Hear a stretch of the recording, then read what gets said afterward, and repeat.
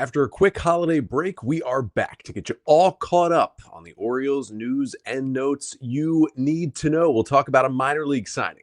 The Orioles have a new head athletic trainer, and there was more pitching signings across the league since we last talked. How do they impact the Orioles, and who is left out there for the O's to go get? We'll talk about all that coming up on this episode of the Locked On Orioles podcast.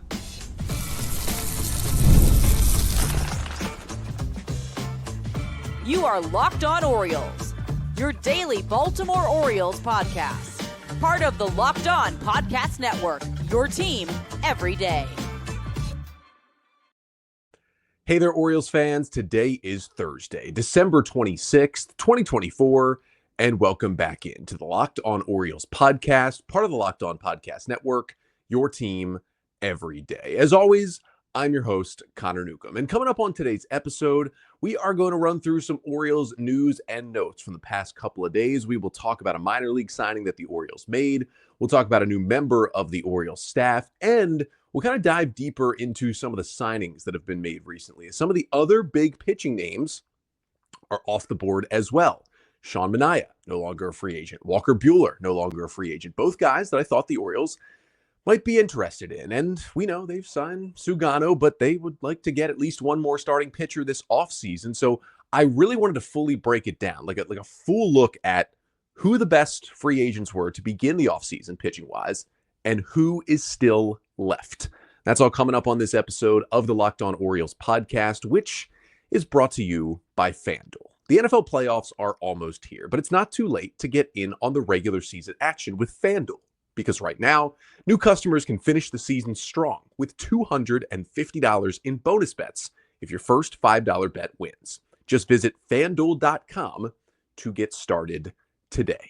And before we get started, just wanted to announce a little giveaway coming up here on the podcast. Wanted to thank you all for helping me get to 8,000 subscribers here on YouTube. Just hit that earlier this week right here on the Locked On Orioles YouTube channel. Make sure to like, comment, and subscribe if you have not already. But that is a big thank you to all of you out there listening, watching, enjoying the content, even here in the off season as we make our way towards 2025. And if you've been listening or watching for a while, you know that I kind of have a tradition with every 1,000 YouTube subscriber mark that I hit. I generally do a giveaway here on the podcast, and that is going to continue here. So we're going to give away an Orioles item. To enter to win, you have to do two things. One, you must subscribe to the Locked On Orioles podcast on YouTube. If you're already subscribed, great. You've got the first thing checked off. If you're not, just hit that red subscribe button. Really doesn't change your life that much, but it really helps me out if you can do that. And number two, the entries will be open until the new year turns around. So you got about 5 days here to enter this contest. What you have to do is leave a comment in the YouTube comment sections of either today's video or any episode from now until January 1st and tell me what was your favorite Orioles moment of 2024. We're going to kind of fuller recap Orioles year in review on tomorrow's episode on the Friday pod. Going to have a guest on to talk about that. But you can submit your favorite Orioles memory of 2024 in the YouTube comment section, again, on either today's video or any video from now until January 1st. It'll close at midnight on December 31st, and then I will basically do a random drawing of all the comments as long as you're subscribed and pick a winner on the show sometimes next week. So you may be wondering, okay, what would I win if I win the giveaway? Well, it's another Orioles Hawaiian shirt. The Hawaiian shirt brings out the best in people trying to win the Orioles giveaways. I'm not exactly sure which year this Hawaiian shirt is. I think this year was the City Connect Hawaiian shirt, if I'm not mistaken. So I don't think this is 2024, but it is an Orioles Hawaiian shirt, never been worn. So again, to enter to win the Orioles Hawaiian shirt, number one, subscribe to the Locked On Orioles podcast on YouTube. Number two, leave a comment on a YouTube video between now and January 1st telling me what was your favorite Orioles moment of 2024, and you will be entered to win the Hawaiian shirt. But let's get to the news and the notes on today's episode. And we start with another Orioles minor league signing. They made a couple of those that I talked about on Monday. There were a little bit bigger names that were brought in. Matt Bowman was brought back. Jordan Adams, who has been in the big leagues before. This one, putting the minor more so in minor league deal, that was Gerald Ogando, a 24-year-old right-handed pitcher who the Orioles brought in on a minor league contract earlier this week. 24-year-old righty, 6'2" out of the Dominican Republic. Ogando was initially signed by the Diamondbacks as an international amateur free agent out of the DR at age 16, all the way back in 2016. He's had good strikeout rates throughout his minor league career, but also some high walk rates. He made it all the way up to AA with the Diamondbacks in 2023, but did not advance further than that in the minor league system. And I believe in July of 2023, the Diamondbacks ended up releasing him. And he never really appeared on a prospect list for the D-backs, so he's never a guy that was circled, even though he did get to AA, which is an accomplishment amongst itself. When you start pro ball at 16, just to advance that high is pretty impressive. So he was released by the Diamondbacks, and in 2024, he was looking for a pro ball chance, and he signed in the Atlantic League, which is the top independent league in the U.S. And he pitched for two different teams, both Charleston and Lexington, in indie ball in 2024. And he threw 59 innings to a 5.95 ERA. So yeah, that's not great, but he had about 11 strikeouts per nine, really good K rate, also about 5 walks per nine. That's a really high walk rate. Basically, he looked very similar to the pitcher we saw the last couple of years in the D-back system before he was released. Now, he is currently pitching in the Dominican Winter League to keep things up and obviously try and get someone to notice him and get signed. And apparently it worked with the Orioles because they offered him a minor league deal. Now, he's only pitched in a few games in Lidom down in the DR. I think just signed with one of the teams last week, even though that league's been going on for over a month at this point. Hard to find a lot on Ogando, again, because he was never really a known prospect in the D-back system. But best I can find on pitch mix is it's a four-seam fastball that used to sit 95. He's actually upped his velocity. He was more 96, 97 in the Atlantic League and topping out at 99 on the four-seam fastball. So first of all, that's something you like to see, right? High velocity. You can work with that. That's probably the number one thing that caught the Orioles' eye. He's got a slider that's around 85 miles an hour, and then he also throws a sinker to go along with his four-seam fastball. That's something that's getting more and more popular in the big leagues these days, is guys who can throw multiple fastballs. And this is Ogando already coming in with a four-seamer and a sinker, and the sinker is 96 as well. So both pitches with good velocity and then a slider. I'm sure the Orioles are going to try to help him develop a changeup as well. He's been working mostly as a reliever, a little bit as a starter, but he comes in as a relief prospect rather than a starter prospect. I would say for Ogando, he's most likely going to start the year in AA Bowie in the bullpen because, again, that's the highest level he's reached in the minors, and he only pitched 11 innings in AA with the D-backs before he was released in 2023. But I think the goal would be to get him to AAA Norfolk at some point in 2025 and then really have him let it loose as a reliever there and, face former big league hitters and some higher ranked prospects and really see what he can do. Unlike Matt Bowman and Jordan Adams, who were signed to minor league deals earlier this week as well, I talked about them on Monday's episode, who I expect Matt Bowman to help the Orioles in 2025. And there's also a chance Jordan Adams gets to the big leagues in 2025 because he's been a major leaguer before. I doubt we would see Gerald Ogando in the major leagues this season.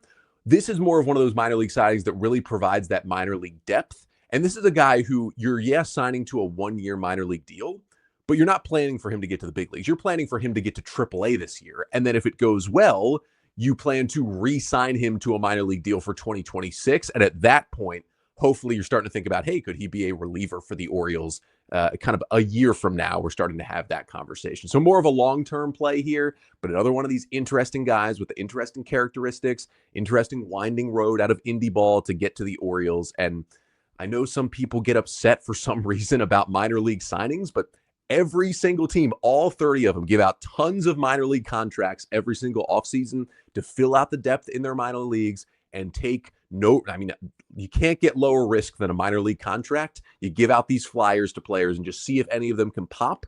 Most of them don't pop. Some of them do. Maybe Gerald Ogando is one of those arms that comes in and pops on a minor league deal. But next up, we'll talk about more of a major league deal, although not to a player. The Orioles have, I believe now finally officially, rounded out all of their major league staff because the one opening that was remaining was head athletic trainer, and they filled that last week as well. We'll talk about who the replacement is for Brian Ebel coming up next. But first, this episode of the Locked On Orioles podcast is brought to you by Rocket Money. Did Rocket Money help you find any subscriptions you forgot about or that you were paying for twice? Well, it definitely happened to me. I had a few subscriptions that I didn't even realize I was still paying for. And Rocket Money made it so easy to track them all down. It's like having a personal assistant for your finances. Rocket Money is a personal finance app that helps find and cancel your unwanted subscriptions, monitors your spending, and helps lower your bills so you can grow your savings. It brings everything together in one place, whether it's subscriptions, your spending habits, or even the goals you want to hit this year. Rocket Money has over 5 million users and has saved a total of $500 million in canceled subscriptions, saving members up to $740 a year when using all of the app's premium features. And it makes it so easy. You don't want to call to cancel those things. Rocket Money will do it for you. So cancel your unwanted subscriptions and reach your financial goals faster with Rocket Money. Go to rocketmoney.com/lockedon today. That's rocketmoney.com/lockedon. One more time, it's rocketmoney.com/lockedon.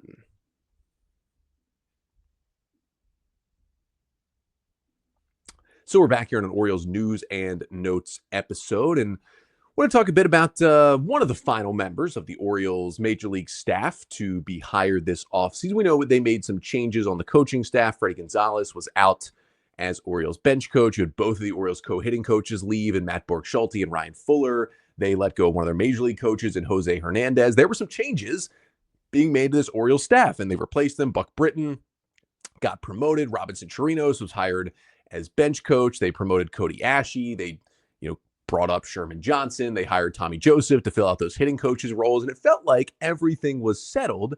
But one of the ones that slipped under the radar, I did talk about it when it happened, but the Orioles also let go of Brian Ebel, who had been their head athletic trainer since 2018 at the major league level and had been working in the Orioles organization for 40 years. Now, I haven't heard anything further. There hasn't been any further reporting about if Ebel was fired, if it was kind of mutual parting, if he left on his own. That really hasn't come out. And it may not, because although head athletic trainer is a super important job for a Major League Baseball team, it's not going to get the hype, the reporting around it that, a hitting coach leaving would get, obviously, with the way the Orioles struggled down the stretch in 2024 as well. And Ebel's been around forever. He worked in the minor leagues forever. He was an assistant athletic trainer on the Major League staff forever under Richie Bancells. Then when Bancells retired, Ebel took over the main gig in 2018 and, had been in this role the entire time with Brandon Hyde and Mike Elias. They kept him on. But for whatever reason, a change was made this offseason, and Ebel is out. And the Orioles had, 2 or 3 of their assistants who looked like they could be good candidates to get promoted to the main job. And all of those assistants are staying in their role. It looks like none of the other ones left the organization. But the Orioles went outside to hire a new head athletic trainer. And I do want to say that I know fans see this news and are like, oh, it's because the Orioles got super injured in 2024. And yes, they did. They had a lot of injury issues that really hurt this team down the stretch. But it's really hard to pin that on a head athletic trainer. A guy who's been in your org for 40 years, has meant so much to this organization. Generally, you don't go and fire your head athletic trainer because you're getting more injuries than usual. And especially when most of your injuries are pitching injuries, which at this point in baseball are almost impossible to stop. I mean, you may have read the entire report that Major League Baseball put out a couple of weeks ago about a couple of years of talking to people and research about what's happening with so many pitcher elbow and arm injuries. Like, it is an epidemic in the league. It doesn't boil down to one athletic trainer versus the other to have more elbow injuries. It's just kind of going to happen no matter what you do, it seems like at this point. But either way, the Orioles did make a change. And Scott Barringer is the new head athletic trainer. Barringer had been with the Brewers for the past 6 years as their head athletic trainer, so he's been in the role before. And for the first 5 of those 6 years, he was the head athletic trainer for Corbin Burnes in Milwaukee. And a big thing for Corbin Burnes is not that just he's been really good in his career, it's how remarkably healthy he has stayed in his career. So let's throw an eyes emoji on that one. Someone that Corbin Burnes knows well is being hired in Baltimore. I do not think the Orioles hired a head athletic trainer just to get Corbin Burnes back, but it can't hurt to have someone in that role who he knows very, very well. Now, Barringer, this is a job that doesn't turn over a lot in Baltimore. The Orioles have been around since 1954 in Baltimore. This is only the 5th head athletic trainer they have ever had. That's right. In 60 years. Is that good math? 70 years? Connor tries to do math. 70 years of Orioles baseball, they had 4 athletic trainers. That's pretty insane. And Brian Ebel from 2018 to 2024 by far the shortest tenure in that role. Now Barringer becomes the fifth. Now you might be thinking, okay, Barringer has that connection to Corbin Burns, but what's his connection to the Orioles? Well, if you're saying, I wonder if he worked for the Astros. Yeah, of course he worked for the Astros when Mike Elias and Sig Mejdal were there. Barringer was the Astros assistant athletic trainer in 2017 and 2018. Those were the final 2 years that Elias and Sig were in Houston before they were hired by the Orioles. And after that, Barringer went and took the head job for the Brewers in 2019. He is, of course, a part of that 2017 World Series winning team, no matter how you think they did it. He did get a ring that year, and he was part of the MLB training staff of the year that season as well. He was also working for the Astros in 2016. He was their minor league medical coordinator in 2016, then was promoted to assistant major league athletic trainer for 2017 and 2018. So he was hired while Mike and Sig were already in their positions. I doubt those were the guys that hired Barringer back then, but they were at least probably part of the process and saw all 3 of his years in Houston. So they know him well. And a lot of these hires end up with these Mike Elias connections. And here is another one, even all the way to head athletic trainer. It's got some sort of Mike Elias connection in the past. Barringer also worked with the Cubs and the Diamondbacks after he graduated college at East Stroudsburg University. Also did, I believe, grad school and worked in athletic training at East Carolina University as well. So a lot of experience for him. Obviously 6 years in the big league role with the Brewers. The O's go with a guy who's been well regarded in this role to take over for Brian Ebel. And hopefully, we'll see. It's obviously hard to make a big difference and a dent into pitcher injuries and injuries, whatever it may be, but maybe with recoveries, with processes, with whatever, maybe the Orioles felt like they needed to make a change, and hopefully Scott Barringer coming in can help them make whatever change they were looking for heading into 2025 and beyond. But that's all the direct Orioles news and notes I wanted to get to. Wanted to spread it out a little bit more coming up next, because there were a lot more pitcher signings that happened over the past few days, and they continue to impact the Orioles. You don't want to go anywhere, because I really want to dive in on, okay, who are the best starting pitching free agents? And where do we sit now? Like, who's actually out there? We keep saying Corbin Burns, but beyond Burns, who's actually out there for the Orioles to sign at this point? We'll get to that to finish off the show coming up next. But first, this episode of the Locked On Orioles podcast is also brought to you by FanDuel. The NFL playoffs are almost here, but it's not too late to get in on the regular season action with FanDuel, America's #1 sportsbook. Because right now, new customers can finish the season strong with $250 in bonus bets if your first $5 bet wins. FanDuel has so many ways for you to pick up a W. You can love betting on, which players will score a touchdown, get that anytime touchdown, how many points each team will score, get those team totals. It can certainly be thrilling on a football Sunday or Saturday or Thursday or even Wednesday, as we saw the Ravens demolish the Texans on Christmas Day.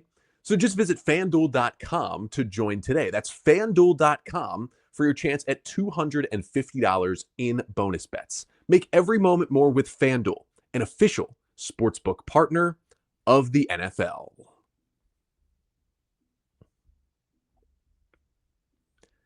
So to finish things off today, I wanted to talk about some other moves from around baseball in the last couple of days and how they've really impacted the Orioles. Now let's start with just a former Oriole signing elsewhere. Not really a guy that I thought would come back to Baltimore, but Eloy Jimenez has found a new home, signing a minor league deal with the Tampa Bay Rays with an invite to big league spring training earlier this week. And we know the Eloy Jimenez story. Was traded from the White Sox to the Orioles at the trade deadline. O's basically got him for fairly cheap. They had a lot of right-handed hitters hurt. They needed some guys to hit lefties. Eloy Jimenez had done that despite the injuries and the struggles recently. And he came in August, he was pretty good at doing that. In September, he really struggled. He was optioned to AAA for the final week of the season, was not put on the postseason roster, and he had a $16 million team option. The Orioles were obviously going to decline that, which they did, making him a free agent. And when they did that, I talked about there's an outside chance maybe that I basically said, hey, if nobody gives Eloy Jimenez a major league deal, I thought the Orioles might try to bring him back on a minor league deal and see if he can get healthy.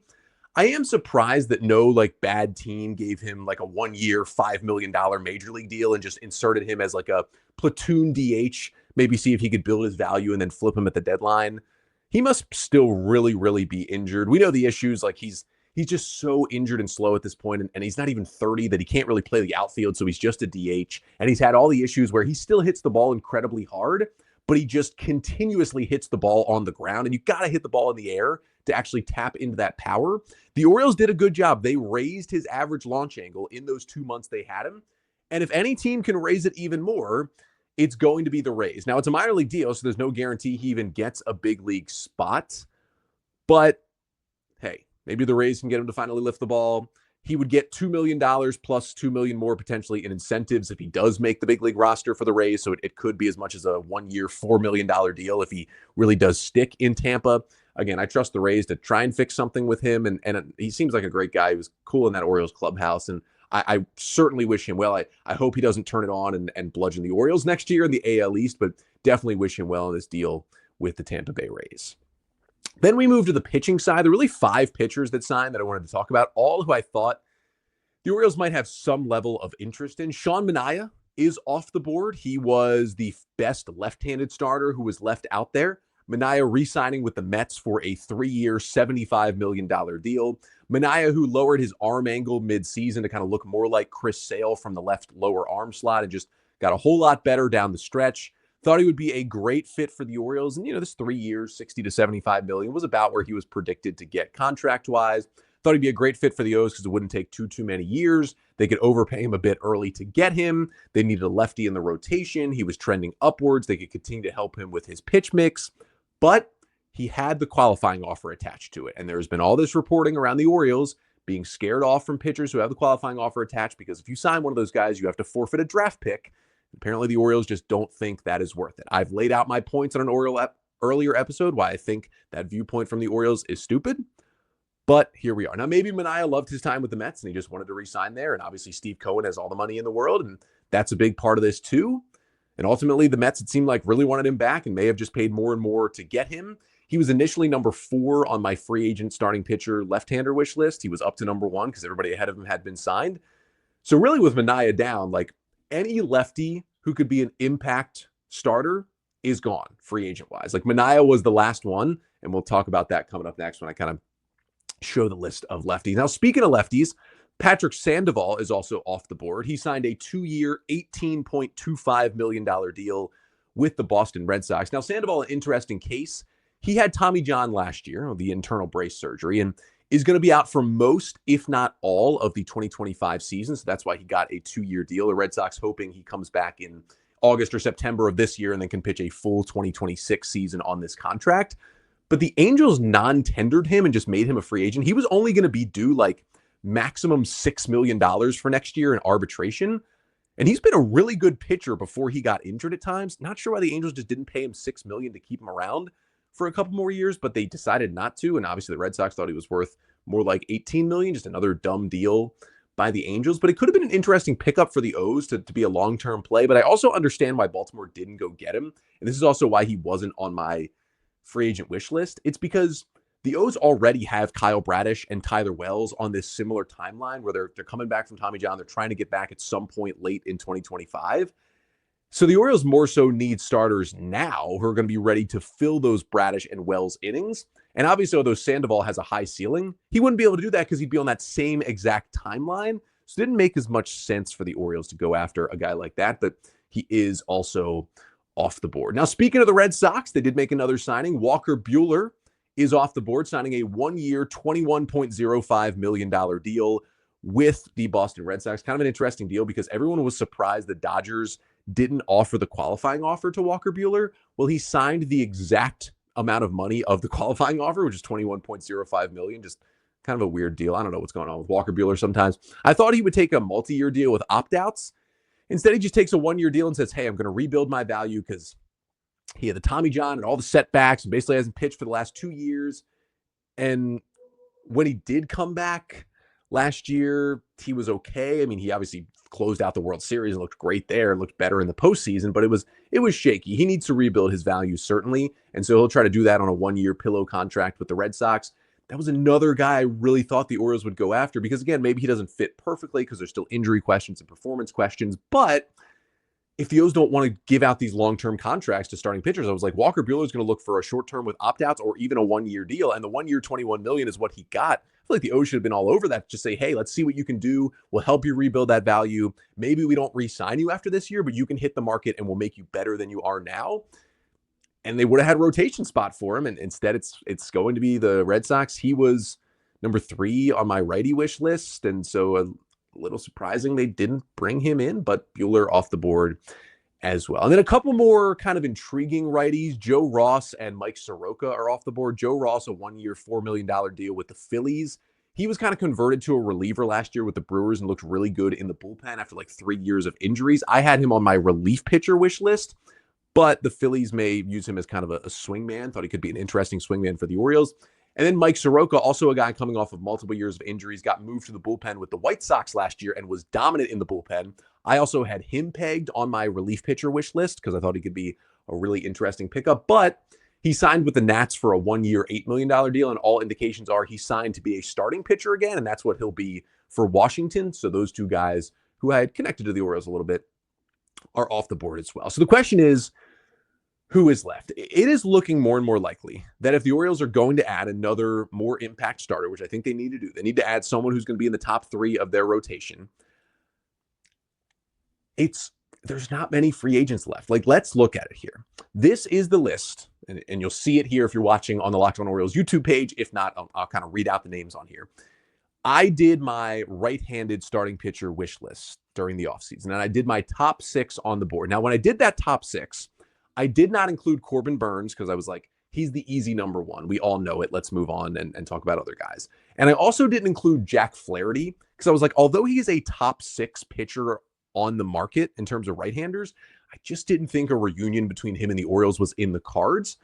But he's still out there. Obviously, Corbin Burnes is still out there. So this is my true, from the beginning of the offseason, top 15 right-handed starting pitchers. This is what it looked like. Again, I'm showing it here on the Locked On Orioles YouTube channel. But from 1 to 15, it went Corbin Burnes, Nick Pivetta, Nathan Eovaldi, Jack Flaherty, Walker Buehler, Luis Severino, Tomoyuki Sugano, Justin Verlander, Max Scherzer, Shane Bieber, Frankie Montas, Alex Cobb, Charlie Morton, Kyle Gibson, Lance Lynn. That is my top 15. We currently have 7 of those 15 off the board. Number 3, Nathan Eovaldi, back to the Rangers. I really wanted him. Number 5, Walker Buehler to the Red Sox. Number 6, Luis Severino to the A's. Now, the Orioles have signed one of them. Number 7, Tomoyuki Sugano to the Orioles.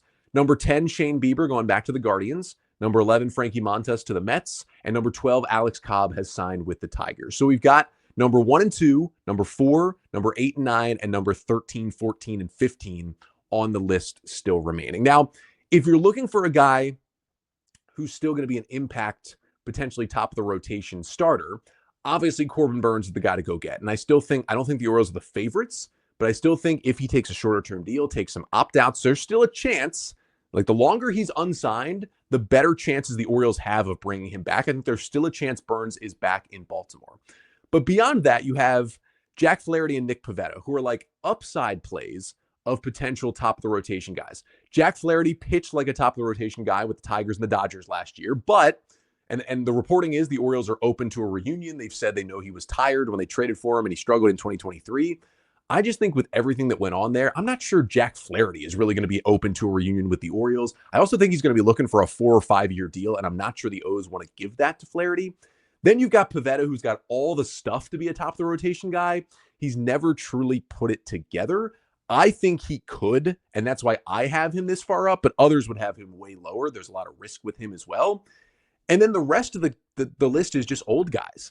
Like, you have old guys who have been, that are going to be Hall of Famers, Justin Verlander and Max Scherzer, but they have a lot of injury concerns, and they're all at least 40, I believe, at this point. And then you have other old guys who have just been pretty good, like Charlie Morton, and then 2 other old guys who have been solid recently, a reunion with Kyle Gibson or potentially bring in Lance Lynn. Like, that's what you got left. And really, because of the Verlander and Scherzer injuries, and then because of just who Morton, Gibson, and Lynn are, I'm not sure any of those 5 really help the Orioles at this point. So the guys who are righties who could really be what they need in this rotation that are left are, I think, Burnes, Pivetta, and Flaherty. And again, Flaherty, I just don't see him wanting the reunion.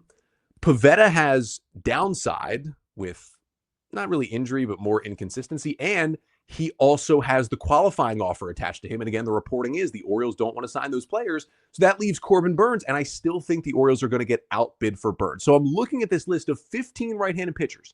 The O's have signed 1.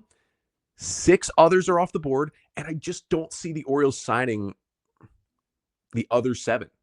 I feel like the best chance of any of them to get is Corbin Burnes because he's the most worth it. And at some point, they got to spend on somebody. I think it could be Burnes. But again, chances aren't likely that he's back in Baltimore. So that's not great, kind of looking at that list on what's available free agent wise. So then you turn to the lefties and you're like, okay, the Orioles could definitely use a lefty in their rotation. You could project a rotation right now if you're giving the 5 spot to Albert Suarez over Cade Povich and say the Orioles rotation right now is 5 righties. They could use a lefty. Well, let's look at the lefties left out there. This again is showing here on the Locked On Orioles YouTube page if you're watching, but if not, here are my top 10 lefties to begin the offseason. Now, I only did 10 lefties because there were just less lefties out there this year, and in general, there are less lefties. Number 1 is Blake Snell, then Max Fried, Yusei Kikuchi, Sean Manaea, Andrew Heaney, Matthew Boyd, Kyle Hart, Jose Quintana, Martin Perez, and Ogasawara, which is one of the lefties who is potentially coming over from Japan this year. That is 1 through 10. So who's off the board? Well, the top 4 are already gone. Blake Snell, really wanted him, big deal with the Dodgers. Max Fried, really wanted him, big deal with the Yankees. Yusei Kikuchi, thought he could be great, signed early with the Angels. Sean Manaea, thought he could be great, just signed with the Mets. Andrew Heaney's the best guy still out there. He's number 5 on my list. Then Matthew Boyd, he signed with the Cubs. Then there's Kyle Hart, who used to be a top prospect. He went to Korea and pitched really well over there. Jose Quintana is in his late 30s. Like, there's not a lot of stuff left, but he did kind of dink and dunk his way to a good year with the Mets. Kind of the same thing Martin Perez has done into his 30s. He's a lefty, doesn't throw hard, but kind of dinks and dunks you. And then Ogasawara has good numbers in Japan, but the stuff is like not very good. It's a way worse profile than Sugano. I just have him on here because there's really nobody beyond him, but I'm not super interested in him.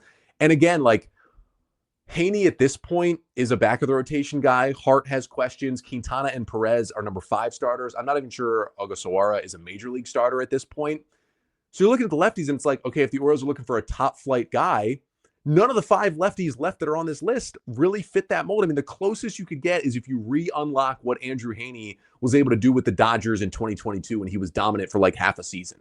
Or if you think Kyle Hart is going to come back and be the truly real deal. Like, those are the only 2 that could fit that mold on this list. So all of that is to say, I don't think it's likely that the Orioles sign another starting pitcher.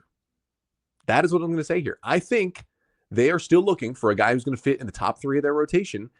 And I think it's going to come via trade because the Dylan Ceases and the Luis Castillos and the Framber Valdez potentially and the whomevers you may think are out there, the Mitch Kellers of the world, are available via trade. And I still think there's a chance for Burnes. Maybe they would pull the trigger on Flaherty. Maybe they just sign Heaney and call it a weird offseason. But you look at that free agent list and it's just like nothing really fits the O's anymore. They kind of missed the mark there. They got Sugano, which was good. I wanted him and they brought him in, but they needed another starter. And it seems like it might have to be via trade. Maybe they'll surprise us and Burnes will come back. I think it's still in the cards, but a lot of the best fits, really all the best fits, have passed the Orioles by at this point in the offseason. But that'll do it for today's episode. Thank you so much for tuning in. I'll keep you updated on all of those starting pitchers that they continue to sign elsewhere, and hopefully somebody in Baltimore as well. But we will be back tomorrow. A little bit of a 2024 recap episode coming up tomorrow. Paul Mancano, who helps cover the Orioles over at the Baltimore Banner, previously of Masson as well. He's been on the show before. He will join us. We're going to do a draft of our favorite Orioles things of 2024. Moments, games, swings, pitching performances, transactions, weird stuff that happened, whatever it may be, just a favorite Orioles things of the Orioles calendar year 2024. That's coming up on tomorrow's Friday episode. But until then, I'm Connor Newcomb, and this has been the Locked On Orioles podcast, part of the Locked On Podcast Network. Your team every day.